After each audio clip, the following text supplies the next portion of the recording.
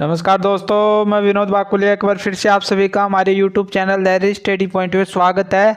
आज की वीडियो अत्यंत इम्पोर्टेंट होने वाली है। आज की वीडियो में प्रमुख भारतीय राजनीतिक विचारक, आपकी पॉलिटिकल साइंस का जो सेकंड पेपर है उस पर अपन है ना जो दो अंकों के उत्तर के साथ यानी आंसर भी मैं दूंगा और 20 क्वेश्चन अपन देखने वाले हैं। पिछली वीडियो में हमने 20 क्वेश्चन देख लिए थे, ये पार्ट 2 है, ठीक है। यदि पार्ट 1 आपने नहीं देखा है तो मैं उसका लिंक डिस्क्रिप्शन बॉक्स में डाल दूंगा, वहां पर जाकर आप देख सकते हो। और यदि आप हमारे यूट्यूब चैनल पर नए हो तो चैनल को सब्सक्राइब करो, बेल आइकन को प्रेस करो, क्योंकि इस प्रकार की वीडियो मैं यहाँ पर लेकर आता रहता हूँ। यदि आप टेलीग्राम ग्रुप चैनल को अभी तक ज्वाइन नहीं किया है तो उसका नाम भी दैट स्टडी पॉइंट ही है, क्योंकि इसमें जो मैं बता रहा हूँ उसकी जो पीडीएफ है वो वहाँ पर ही आपको मिलेगी, ठीक है। वैसे मैं लिंक प्रोवाइड नहीं करा सकता, लेना हो तो टेलीग्राम ग्रुप चैनल को ज्वाइन करें और वहाँ पर कमेंट करें, मैं वहाँ पर आपको भेज दूंगा, ठीक है। तो आइए वीडियो को स्टार्ट करते हैं।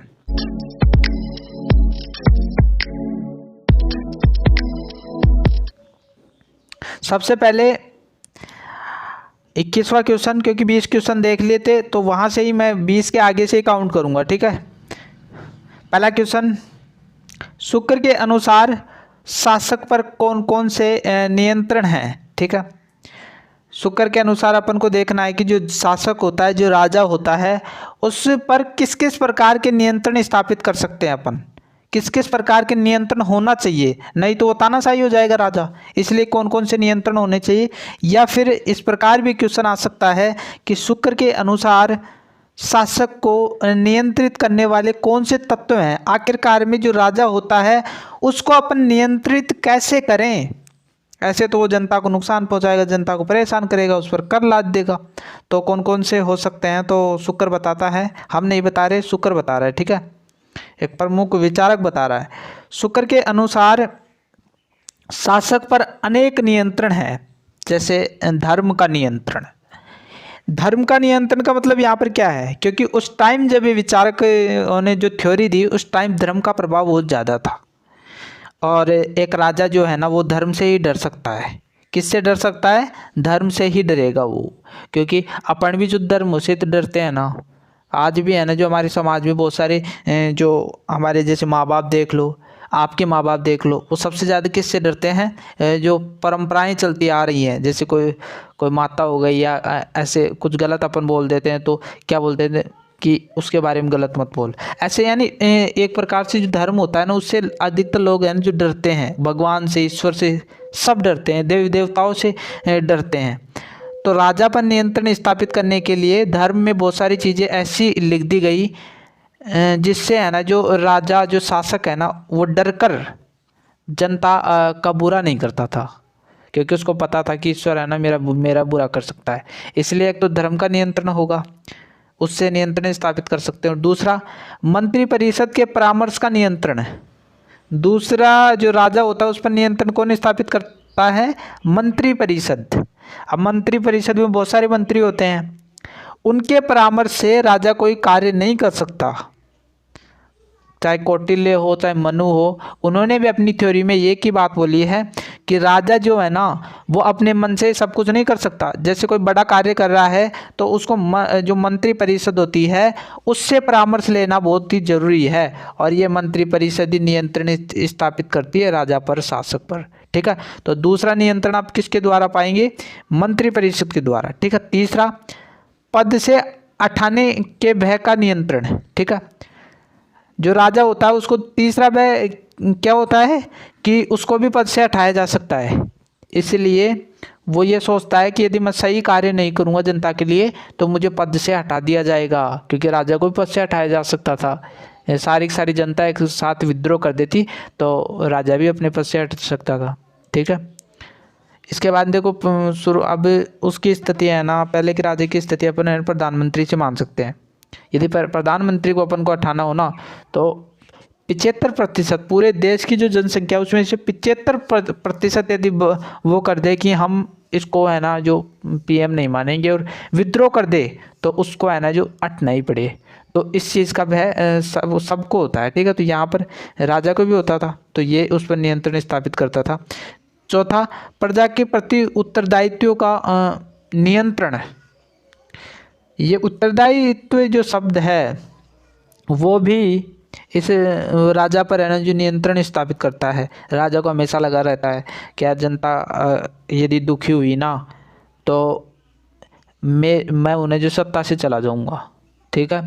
तो प्रजा का जो उत्तरदायित्व होता है कि उसको किस चीज़ की ज़रूरत है, वो दुख नहीं पाए, ठीक है, उसकी भलाई के लिए बहुत सारे कार्य करने पड़ते हैं राजा को। तो इस प्रकार की चीज़ें हैं। तो बिल्कुल बढ़िया तरीके से समझ में आ गया होगा। पहला क्वेश्चन 21वां क्वेश्चन, ठीक है। 22वां क्वेश्चन, शुक्र के अनुसार राज्य के कितने अंग हैं, उनके नाम लिखिए। यानी शुक्र के अनुसार राजा जो राज्य होता है उसके कितने अंग हो सकते हैं, ठीक है, वो बताना है। या फिर इस प्रकार भी क्वेश्चन आ सकता है, शुक्र के अनुसार राज्य के किन्हीं 4 अंगों के नाम लिखिए, ठीक है। तो वही बात है, यहाँ पर 4 अंगों के नाम पूछ रहा है और वहाँ पर ये नहीं बताया कि कितने अंगों के नाम बताने हैं, ठीक है। तो 7 हैं, ठीक है। कौटिल्य ने बताए हैं, मनु ने बताए हैं, लेकिन ज़्यादा अंतर नहीं है, थोड़ा बहुत अंतर है, ठीक है। तो यहाँ पर देखो 7 अंग हैं। पहला है राजा, दूसरा है उसके नीचे मंत्री होता है, तीसरा होता है मित्र, ठीक है। यहाँ पर मित्र थोड़ा कौटिल्य ने अलग बताया था यहाँ पर, लेकिन शुक्र है ना जो थोड़ा अलग बता रहा है, ठीक है। और बाकी चीज़ें अधिकतर वो की वही है, कोष, राष्ट्र, दुर्ग और सेना, ठीक है। तो मंत्री, मित्र, कोष, राष्ट्र, दुर्ग, सेना, तो ये 7 अंग बताता है राज्य के। कौन बता रहा है? शुक्र बता रहा है, ठीक है। तो याद कर लेना आप बढ़िया तरीके से, ठीक है।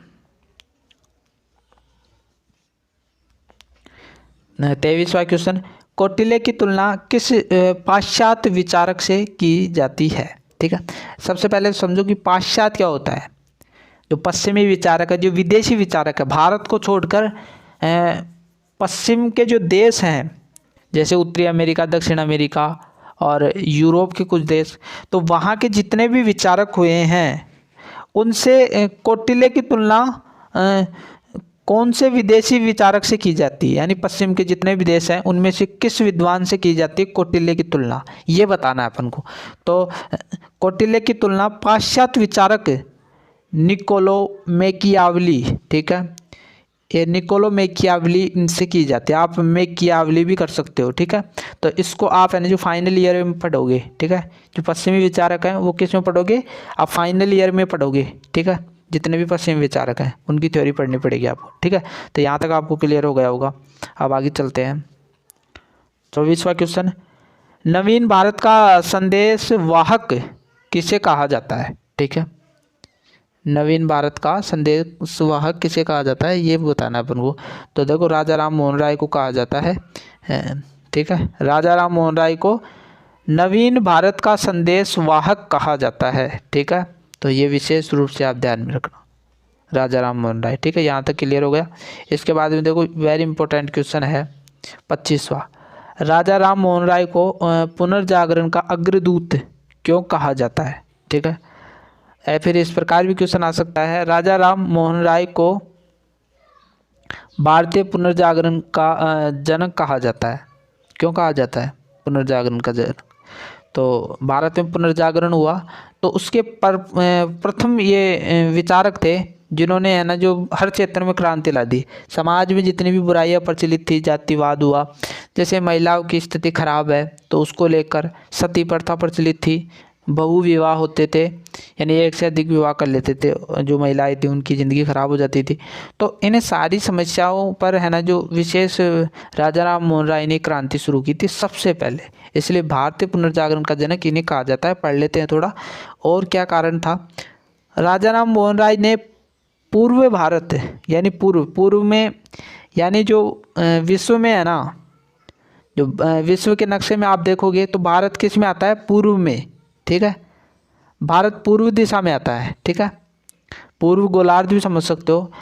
और पश्चिम में कौन आता है? यूरोप, ठीक है। तो इनकी जो संस्कृतियाँ थी ना, इनका जो रहन सहन था, उनके बीच में तालमेल व सामंजस्य है ना जो स्थापित किया किसने? राजा राम मोहन राय ने, ठीक है।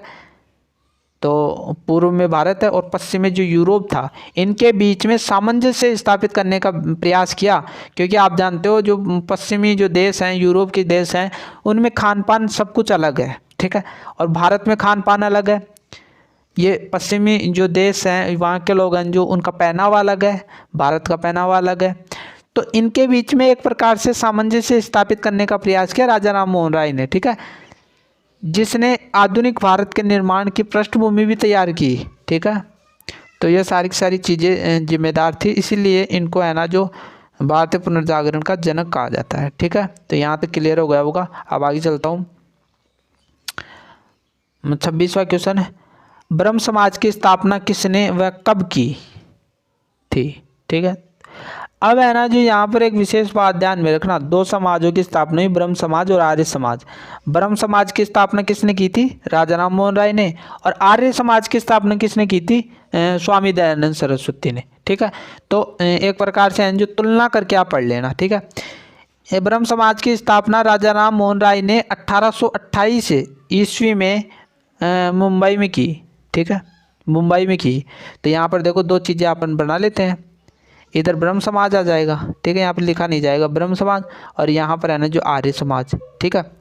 ब्रह्म समाज की स्थापना 1828 में हो रही है, ठीक है, और इस आर्य समाज की स्थापना कब हो रही है? 1875 में, ठीक है। आगे क्वेश्चन आएगा इस पर भी, ठीक है। इसकी स्थापना कौन कर रहा है? राजा राम मोहन राय। इसकी स्थापना कौन कर रहा है? स्वामी दयानंद सरस्वती, ठीक है। इसकी स्थापना मुंबई में हो रही है और इसकी स्थापना मुंबई में हो रही है। तो दोनों चीज़ें आपको क्लियर होनी चाहिए, ठीक है। यहाँ तक आपको क्लियर होगा, वेरी इंपॉर्टेंट क्वेश्चन है, आता रहता है, ठीक है।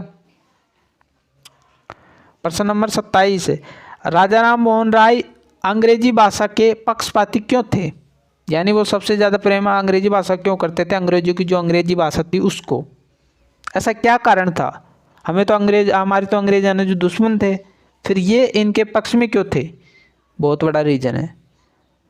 वो अंग्रेज गए थे ना तो भारत में बहुत सारी चीज़ें छोड़ कर गए थे। रेल, जो ट्रेन है ना, आप घूमते हो, सफ़र करते हो, अब तक भी भारत में है ना जो ऐसी टेक्नोलॉजी नहीं आ पाती। लेकिन ये जो पश्चिमी जो देश रहे, जो अंग्रेज रहे, वो पहले से ही बहुत स्मार्ट थे, बहुत चालू थे। इन्होंने पहले बहुत सारा विकास कर लिया था, भारत तो बहुत पीछे था, ठीक है। तो वो जो देश थे वो विकसित देश हैं, ठीक है। पहले ही जैसे अपन है ना जो आज जिन चीज़ों का यूज़ कर रहे हैं ना, वो 10 साल पहले जो करके छोड़ दिया। क्यों? क्योंकि वो हमारे से आगे हैं, पहले आगे हैं, ठीक है। तो अंग्रेज़ों ने बहुत सारी चीज़ें यहाँ से छोड़ कर भी गए थे, जिनका हमको है ना जो बहुत सारा फ़ायदा मिला, ठीक है। तो ये अंग्रेजी भाषा के पक्षपाती क्यों थे, या इस प्रकार भी क्वेश्चन आ सकता है, ठीक है। तो देख रहे थे क्यों थे, बहुत बड़ा रीज़न था इसका। देखो, राजा राम मोहन राय का मानना था कि भारतीय अंग्रेजी भाषा सीखकर पश्चिमी कौन? विदेशी वैज्ञानिक शिक्षा पद्धति का ज्ञान प्राप्त कर सकते हैं, ठीक है। कहने का मतलब ये है कि पश्चिमी देश जो थे ना, उनको है ना जो वैज्ञानिक जो शिक्षा थी वो पहले ही प्राप्त हो चुकी थी। उन्होंने विज्ञान के कई आविष्कार कर लिए थे भारत से पहले ही। भारत तो धर्म में उलझा हुआ था, यहाँ पर बस धर्म ही सब कुछ है, ठीक है। इससे पहले है ना जो इन्होंने बहुत सारी चीज़ों का आविष्कार कर लिया था। तो ये राजा राम मोहन राय ऐसे चाहते थे कि जब तक इनके अंग्रेजी भाषा, क्योंकि विदेश जो है ना, जैसे यूरोपीय देश हैं, वहाँ पर अंग्रेजी भाषा चलती है, और इनका मानना था कि यदि जब तक अंग्रेजी भाषा नहीं सीखेंगे तब तक उन्होंने जो आविष्कार किए हैं, उन्होंने जो चीज़ें अपनाई है, उनका अपन लाभ नहीं ले पाएंगे। यदि कोई भारतीय यहाँ से वहाँ जा रहा है, जैसे मान लीजिए यूरोप में जा रहा है, तो जब तक उसको अंग्रेजी नहीं आती, वहाँ पर है जो सर्वाइव ही नहीं कर पाएगा, वहाँ पर लोगों से बात ही नहीं कर पाएगा, रह ही नहीं पाएगा।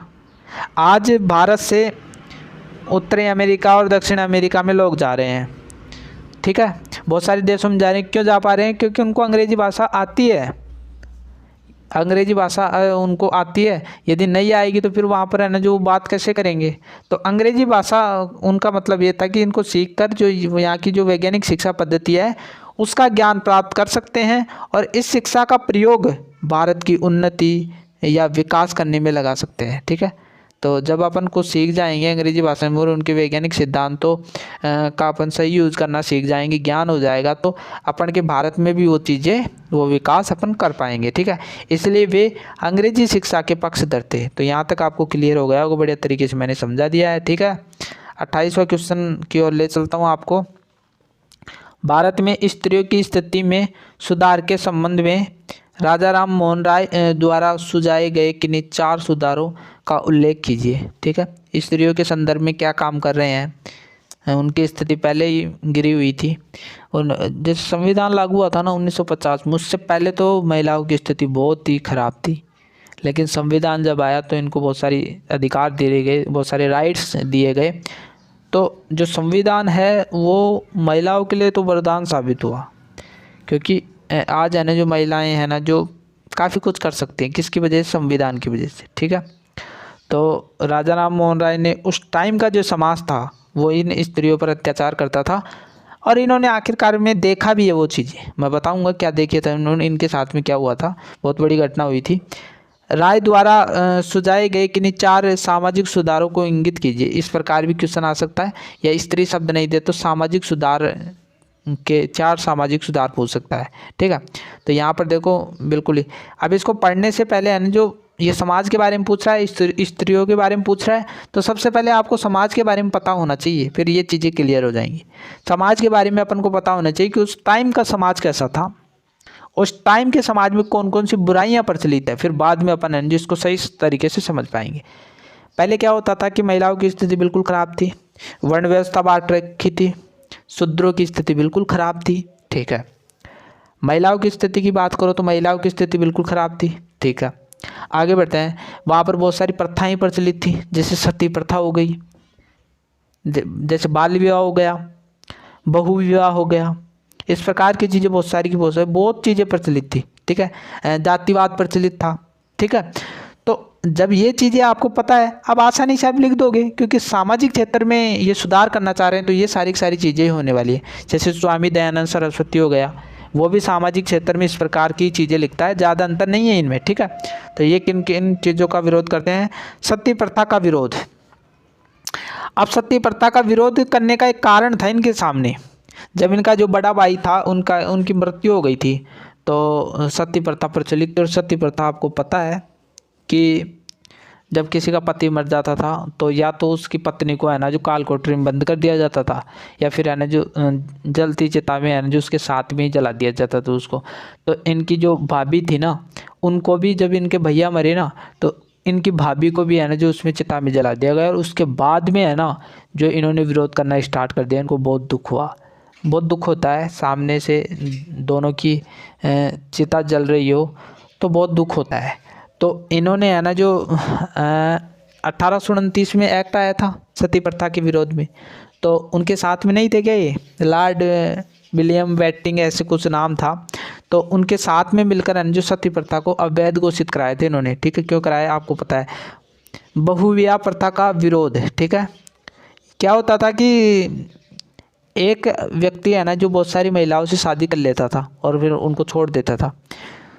तो ऐसी प्रथा जो थी ना, जैसे राजा महाराजा हुए बहुत सारी रानियां रखते थे, रानी रखते थे ना, तो उन सब ये सारी चीज़ें जो गलत है। ठीक है, अरे भाई कोई एक पत्नी को नहीं संभाल पाता, उनकी इच्छाएं पूरी नहीं कर पाता, तो इतनी पत्नियों की इच्छा पूरी कैसे करेगा? जैसे मुस्लिम समाज में है, मुस्लिम समाज में आप देखोगे तो एक से ज़्यादा विवाह कर सकते हैं, और उनकी वहाँ की जो महिलाएं उनकी हालत ख़राब है, क्योंकि छोड़ कर चले जाते हैं। और फिर महिलाएं हैं ना जो अपना जो पेट जो भी है वो नहीं कर पाती हैं। ठीक है, तो ऐसी स्थिति, ऐसी चीज़ों का है ना जो विरोध किया इन्होंने।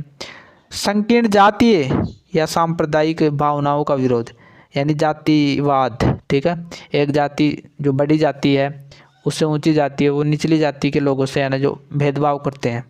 ठीक है, छुआछूत करते हैं, तो इन सारी चीज़ों का इन्होंने विरोध किया।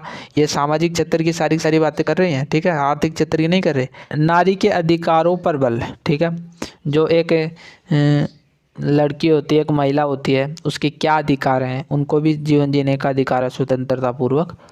तो वो उन सारी चीज़ों को लेकर है ना जो इन्होंने खुलकर उस समाज का, उस जालिम समाज का खुलकर विरोध किया इन्होंने।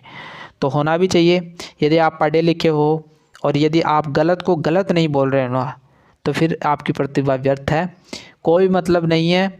यदि आप पढ़ रहे हो और जो चीज़ें गलत हैं उनको गलत बोल पा रहे हो, तभी आप एक एक प्रकार से शिक्षित हो। ठीक है, तो इस चीज़ का भी आप ध्यान रखिए। पढ़ाई कर रहे हो, पढ़ाई करना ही बहुत बड़ी महानता नहीं है। ठीक है, उन चीज़ों को लागू भी होना चाहिए। राजनीतिक विचारों को राजा राम मोहन राय द्वारा दिए गए किन्हीं 4 योगदानों को लिखिए। ठीक है। अब ये जो राजा राम मोहन राय, ऊपर तो देखा हमने सामाजिक विचार इसके 4। अब ये बता रहा है कि राजनीतिक विचार, वो राजनीतिक विचार ही पूछ सकता है, 4 राजनीतिक विचार बताइए। बड़ा क्वेश्चन भी आता है इस पर, तो राजनीतिक सामाजिक विचार ही पूछ लेता है बड़ा 20-20 अंकों की क्वेश्चन, ठीक है। तो मैं अदर चीज़ें इसलिए बता रहा हूँ ताकि अभी 4 नंबर का क्वेश्चन आपको दे दे तो आसानी से कर पाओ, ठीक है। तो राजनीतिक विचार देख लेते हैं। देश की स्वतंत्रता के समर्थक ये चाहते थे कि देश है ना जो हमेशा स्वतंत्र रही है, ठीक है, क्योंकि उस टाइम जब इन्होंने विचार दिया उस टाइम में अधिकार किसका था? अंग्रेजों का था। तो कौन नहीं चाहेगा कि उसका देश है ना जो स्वतंत्र रहे, ठीक है। तो ये चाहते थे कि हमारा जो भारत देश है वो हमेशा स्वतंत्र रहे। संविधान का समर्थक, संविधान का समर्थन किया इन्होंने। संविधान का समर्थन क्यों? क्योंकि एक देश को चलाने के लिए है ना जो संविधान का होना बहुत ही ज़रूरी है, ठीक है। ऐसे तो है ना जो विरोध एक दूसरे से लड़ मरेंगे और तो क्या है एक दूसरे से झगड़ा करेंगे। जो बलवान है, जो ताकतवर है पैसों में, वो कमज़ोर लोगों का जो शोषण करेंगे। इसलिए संविधान होना अत्यंत आवश्यक है, इनका मानना था। तीसरा है विश्ववाद वह विश्व बंधुत्व को बढ़ावा। विश्ववाद यानी, और विश्व बंधुत्व का मतलब क्या है कि जो विश्व में बहुत सारे देश हैं ना उनसे भी अपन के अच्छे संबंध होने चाहिए। जो भारत है ना जो हमेशा जो विश्व के जो देश हैं उनसे अच्छे संबंध स्थापित करने का प्रयास करता है, लेकिन उसके ही पीठ पे छुरा घोंप देता है। जैसे चीन हुआ, चीन पाकिस्तान, इनसे भारत है जो हमेशा अच्छे संबंध स्थापित करने का प्रयास करता है। क्यों? क्योंकि उसके अंदर है जो विश्व बंधुत्व की भावना है, लेकिन उसके ही पीठ पे छुरा घोंप देता है। तो ऐसा करना सही नहीं है। अंग्रेज़ों ने भी हमारे पीठ में छुरा घोंपा, लेकिन कभी आपने ये देखा है कि भारत है ना जो विदेश में जाकर आक्रमण किया हो? नहीं किया ना। बाहर से मुस्लिम आए, भारत को गुलाम बनाया, भारत कभी नहीं गया। ये बहुत बड़ी मानता है उसकी, ठीक है। तो भारत किसी को परेशान नहीं करता, लेकिन भारत को भी बहुत लोग परेशान करते हैं। चौथा इसी में है विधायिका एवं कार्यपालिका के कार्यों के बीच मौलिक पृथक्करण है, ठीक है। तो यहाँ पर देखो 3 चीज़ें हैं। शासन के 3 अंग होते हैं, विधायिका, कार्यपालिका, न्यायपालिका। तो विधायिका और कार्यपालिका के जो कार्य हैं उनके बीच में पृथक्करण होना चाहिए, ठीक है। अलग अलग कार्य होने चाहिए, यहाँ पर ये बता रहे हैं राजा राम मोहन राय। तो चलिए तीसरा क्वेश्चन देखते हैं। बढ़िया तरीके से आपको समझ में आ रहा होगा। राजा राम मोहन राय द्वारा प्रकाशित 2 समाचार पत्रों के नाम लिखिए। समाचार पत्र आता रहता है, 2 समाचार पत्र या 2 अखबारों के नाम लिखे, ऐसे भी आ सकता है, ठीक है। तो पहला है बंगला, जो है ना एक भाषा है, जो संवाद कौमुदी, ठीक है, यह अखबार था जो बंगला भाषा में लिखा हुआ है, ठीक है। दूसरा है फारसी, फारसी भाषा में क्या चीज़ लिखी हुई है? कौन सा अखबार लिखा हुआ है? मिरात उल अखबार, ठीक है। तो ये 2 प्रमुख अखबार आप ध्यान में रखना, विशेष रूप से ये क्वेश्चन आ सकता है, ठीक है। अब स्वामी दयानंद सरस्वती के संदर्भ में क्वेश्चन आ गए। स्वामी दयानंद सरस्वती ने मूर्ति पूजा के विरुद्ध क्या तर्क दिए? इनकी भी ज़बरदस्त कहानी है। इन्होंने मूर्ति पूजा पर क्या बोला? जो वर्तमान में आप मूर्ति देखते हो ना हिंदू धर्म में, उनका है ना जो उन पर है ना जो इन्होंने विचार प्रस्तुत किए, वो बहुत खतरनाक विचार प्रस्तुत किए इन्होंने। जो मूर्ति स्वयं अपनी रक्षा नहीं कर सकती वह आपकी रक्षा कैसे करेगी? इसके पीछे भी बहुत बड़ा लॉजिक था। क्यों ऐसा उन्होंने क्यों बोला? इन्होंने इसीलिए बोला क्योंकि एक बार है ना जो रात्रि में है ना जो सत्संग में गए हुए थे और सामने मूर्ति थी और वहाँ पर है जो कुछ लड्डू रखे हुए थे, वहाँ पर है ना जो एक चूहा आता है और उन लड्डुओं को खाने लगता है। वो बहुत देर से है ना जो वो देख रहा था उसको कि ये क्या चल रहा है। फिर उस टाइम से ही इन्होंने कहा कि जो मूर्ति अपने लड्डुओं की रक्षा नहीं कर सकती वो हमारी क्या रक्षा करेगी? तो पहला तर्क तो यहाँ पर इन्होंने ये दे दिया। दूसरा, मूर्ति पूजा वेद सम्मत नहीं है, ठीक है। वेदों के अनुसार है जो मूर्ति पूजा का जो प्रावधान नहीं है, यानी वेदों में कहीं पर भी उल्लेख नहीं है कि आप मूर्ति पूजा करो, ठीक है। जो उपनिषद है ना वेदों में, वो इस चीज़ को नहीं मानता है, ठीक है। उपनिषद है ना आडंबर और इन चीज़ों को नहीं मानता, मूर्ति पूजा को नहीं मानता, तो उसके आधार पर इन्होंने ये बताया, ठीक है। तो यहाँ तक क्लियर हो गया होगा आपको। शुद्धि अभियान क्या है? मोटी मोटी बात समझो। शुद्धि अभियान क्या था कि उनके टाइम में है ना जो बहुत सारे लोग हैं जो हिंदू धर्म को छोड़कर अन्य धर्मों में चले गए थे। जैसे हिंदू जैन धर्म, बौद्ध धर्म, सिख, मुस्लिम, ईसाई, ये जो धर्म थे इनमें चले गए लोग। क्योंकि कई कारण रहे होंगे। क्योंकि एक तो है ना, जो जैसे शूद्र समाज था, उनकी है ना जो समाज में वैल्यू थी नहीं, तो वो कईयों ने तो अपना धर्म छोड़कर, है ना, हिंदू धर्म छोड़कर बौद्ध धर्म अपना लिया। तो इस प्रकार ही कई कारण रहे, इसलिए लोगों ने है ना जो हिंदू धर्म को छोड़कर बौद्ध धर्म, अन्य धर्म अपनाने लगे। तो स्वामी दयानंद सरस्वती है ना जो हिंदू धर्म को बहुत मानते थे, और वाकई में हिंदू धर्म में बहुत सारी चीज़ें हैं उनका अपन यूज ही नहीं कर रहे, ठीक है। तो स्वामी दयानंद सरस्वती ने है ना जो घोषणा की कि जिन्होंने भी इस धर्म को त्यागा है वो वापस आ सकते हैं हिंदू धर्म में, उनका स्वागत है, ठीक है, और इसमें परिवर्तन किया जाएगा। तो वो अभियान ही क्या था? शुद्धि अभियान। स्वामी दयानंद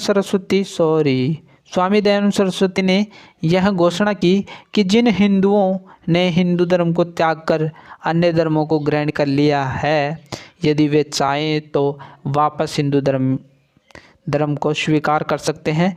उनका यह कार्य शुद्धि अभियान के नाम से जाना जाता है। तो क्लियर हो गया होगा आपको बढ़िया तरीके से। अब स्वामी दयानंद सरस्वती की 2 पुस्तकों के नाम बताओ, ठीक है। स्वामी दयानंद सरस्वती द्वारा रचित 2 पुस्तकों के नाम बताइए, ठीक है। तो इनकी 2 पुस्तकों के नाम विशेष रूप से ध्यान में रखना, ठीक है, वेरी इंपॉर्टेंट है। सत्यार्थ प्रकाश, दूसरा है वेदांग प्रकाश, ठीक है। तो बढ़िया तरीके से याद रख लेना ये 2 नाम, सत्यार्थ प्रकाश। और सत्यार्थ प्रकाश की रचना कब की थी इन्होंने? 1874 में की थी, ठीक है। तो ये 2 पुस्तकों के नाम अब विशेष रूप से ध्यान में रखना, ठीक है। अब यहाँ पर अपन जो 34वां क्वेश्चन देख रहे हैं, स्वामी दयानंद सरस्वती द्वारा दिए गए कोई 2 नारे लिखिए, ठीक है। कौन से 2 नारे दिए थे उन्होंने? पहला नारा दिया था वेदों की ओर लौट चलो, ठीक है। वेदों की ओर लौटने का बात भी क्यों बोल रहे हैं? क्योंकि वो हिंदू धर्म को बहुत मानते थे और हिंदू धर्म में वेदों में काफ़ी कुछ दे रखा है।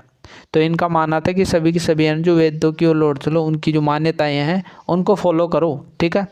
दूसरा नारा इन्होंने दिया भारत भारतीयों के लिए है, ठीक है।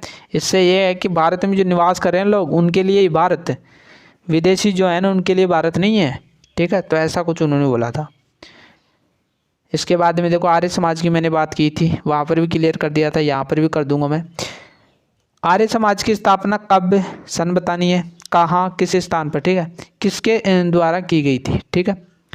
आर्य समाज की स्थापना 10 अप्रैल 1875 ईस्वी को स्वामी दयानंद सरस्वती द्वारा मुंबई में की गई थी, ठीक है। तो 2 चीज़ें तो अपन ने वहाँ पर याद कर ली थी, ठीक है। 3 चीज़ें याद कर ली थी 1875 में। तो ये ध्यान रखना 10 अप्रैल 1875 में स्वामी दयानंद सरस्वती ने की थी। कहाँ की थी? मुंबई में की थी। तो क्लियर हो गया होगा।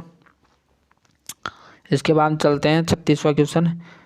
गोपाल कृष्ण गोखले किस संस्था की स्थापना कब की थी? ठीक है, गोपाल कृष्ण गोखले ने कोई समाज यानी कोई किसी संस्था की स्थापना की थी, तो उस संस्था का नाम अपन को बताना है, ठीक है। गोखले ने भारत सेवक समाज, ठीक है, ये एक प्रकार से संस्था ही थी। गोपाल कृष्ण गोखले कौन थे? महात्मा गांधी जी के गुरु, ठीक है।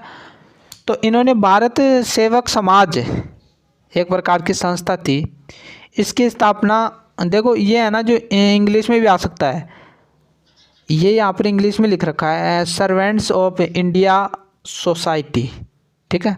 तो आप देखते हो सर्वेंट्स का मतलब सेवक है, और इंडिया का मतलब क्या होता है? भारत, और सोसाइटी का मतलब क्या होता है? समाज, ठीक है। तो इसका इंग्लिश में रूपांतरण और कुछ भी नहीं है। तो ऐसे भी आ सकता है ये कि सर्वेंट्स ऑफ इंडिया सोसाइटी की स्थापना किसने की? तो गोखले ने की थी। कब की थी? 12 जून 1905 को की गई थी, ठीक है। ये बिल्कुल ही बात ध्यान रखना। और क्यों की थी इसकी स्थापना? उद्देश्य अपन को बताना है, राष्ट्रीय एकता की भावना को मजबूत करना। राष्ट्रीय एकता की भावना का मतलब क्या है? राष्ट्रीय का मतलब क्या होता है, कोई भारत देश, ठीक है। उसके अंदर जो लोग हैं ना, उनके बीच में एकता होनी चाहिए, ऐसी भावना का वो विकास करना चाहते थे और इस भावना को ना मजबूती प्रदान करना चाहते थे। सब एक दूसरे से मिलजुल कर रहे हैं क्योंकि उस टाइम का समाज है ना जो टुकड़ों में बटा हुआ था और ये चाहते थे कि उनके अंदर है जो देश प्रेम की भावना विकसित हो जाए, ठीक है। तो ये सारी सारी चीज़ें थी। आगे बढ़ता हूँ। इसके बाद में गोपाल कृष्ण गोखले ने है ना जो राजनीतिक वसीयतनामा भी जारी किया था, तो इसको बढ़िया तरीके से अपन समझ लेंगे, ठीक है। क्वेश्चन है, गोखले के राजनीतिक वसीयतनामा के प्रमुख पक्षों का उल्लेख कीजिए। ये राजनीतिक वसीयतनामा क्या था, ठीक है, इसके जो पक्ष थे वो बताने अपन को। गोपाल कृष्ण गोखले का वसीयतनामा क्या था, तो किसी भी प्रकार से क्वेश्चन आ सकता है। तो देखो सबसे पहले अपन इसकी ये जान लेते हैं कि भाग कितने थे, पक्ष कितने थे, वो जानेंगे, ठीक है। तो गोपाल कृष्ण जो गोखले थे उन्होंने वसीयतनामा दिया। इस वसीयतनामा का संबंध किससे था, आखिरकार में इसमें दे क्या रखा था, संविधान और प्रशासन, उसमें सुधार करना चाहते थे इस वसीयतनामा के द्वारा। संविधान यानी जो कानून थे और जो उस टाइम अंग्रेज थे और उनके जो संविधान बना रखा था और उनका जो प्रशासन था, उनके जो सैनिक थे वो अत्याचार करते थे भारत के लोगों पर, तो उसमें सुधार करने के लिए वसीयतनामा आया था, ठीक है। अब इसके है ना जो दो भाग बताएंगे सबसे पहले, तो उसके बाद में ना जो दो पक्ष बताएंगे इसके अपन, तो वो किसी प्रकार से दो पक्ष भी पूछ सकता है, दो भाग भी पूछ सकता है। तो सबसे पहले भाग बता देते हैं। पहला भाग है प्रांतीय शासन और दूसरा भाग है केंद्रीय शासन, ठीक है। क्लियर हो रहा है। इसके बाद में दो पक्ष बताएंगे, दो पक्ष हैं, पहला ब्रिटिश सरकार, दूसरा भारतीय जनता, ठीक है। तो ये दो पक्ष हो जाएंगे। अब इसके अंदर अंजिस का उद्देश्य आखिरकार में क्या था, तो यहाँ पर मैंने लिख रखा है प्रांतीय स्तर पर पर्याप्त मात्रा में स्वशासन की स्थापना। स्वशासन का मतलब क्या होता है, अपना शासन, ठीक है, जिसमें अंग्रेज न शामिल हो, खुद का शासन, ठीक है। अब कौन किसका शासन है भारत में, स्वशासन है, ठीक है। यहाँ तक आपको क्लियर हो गया होगा, ठीक है। 38वां क्वेश्चन देखते हैं। बाल गंगाधर तिलक द्वारा शुरू किए गए दो उत्सवों के नाम लिखिए, जो फेस्टिवल्स होते हैं, ठीक है, त्योहार एक प्रकार से। तो बाल गंगाधर तिलक ने ना जो दो उत्सव बताए, पहला है गणपति उत्सव, दूसरा है शिवाजी उत्सव, ठीक है।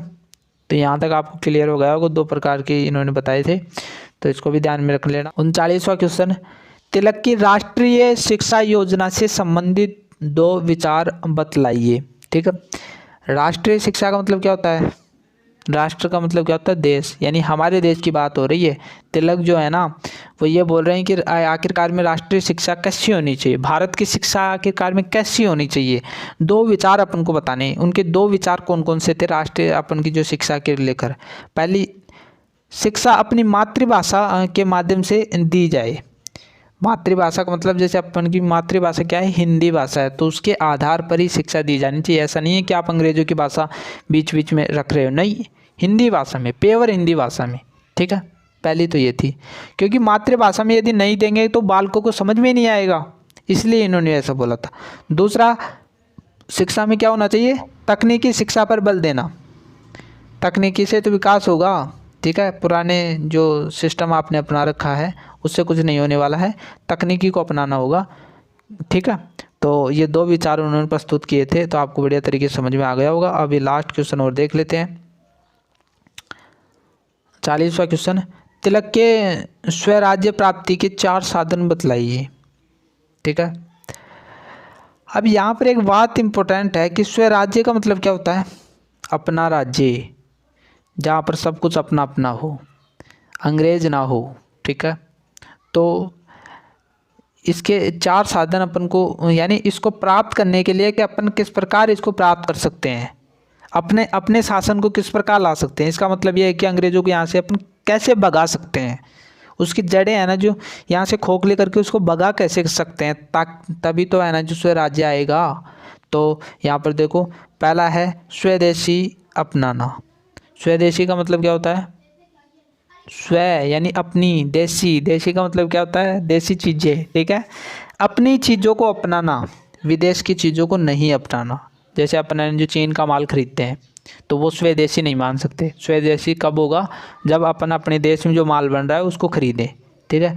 दूसरा है पहले है ना जो अंग्रेज है ना जो अपने देश से माल बना बना के है ना जो यहाँ पर बेचते थे, ठीक है। कच्चा माल यहाँ से लेकर चले जाते थे और वहाँ पर बेचते थे, वहाँ पर कंपनियों में वो माल बनकर वापस हमारे देश में आता था और वो दुगनी कीमतें हमारे से वसूल करते थे, इसलिए स्वदेशी को अपनाने की बात कही गई। दूसरा है बहिष्कार विदेशी चीज़ों का, बहिष्कार किसका, विदेशी चीज़ों का, ठीक है। तीसरा है पंचायती अदालतें, ठीक है, खुद की जो पंचायतें हैं उनकी अदालतें होनी चाहिए, ठीक है। अंग्रेज है ना जो हमारा फैसला नहीं करेंगे, हम खुद करेंगे। राष्ट्रीय शिक्षा, अपनी शिक्षा होनी चाहिए, अंग्रेज़ों की शिक्षा यहाँ पर नहीं चलेगी, ठीक है। तो इस प्रकार के क्वेश्चंस मैं लेकर आऊँगा, शायद मैं 10 क्वेश्चन और लेकर आऊँगा, तो इनको बढ़िया तरीके से आप याद कर लेना, ठीक है। अगली वीडियो में मैं आपसे इसी प्रकार मिलूँगा, ठीक है। पार्ट 3 लाने का प्रयास करूँगा। यदि आपको वीडियो थोड़ा सा भी अच्छा लगा हो तो दोस्तों में शेयर करना ना भूलें। आई होप आपको वीडियो अच्छा लगा होगा। मिलते हैं एक नई वीडियो के साथ, तब तक के लिए थैंक यू।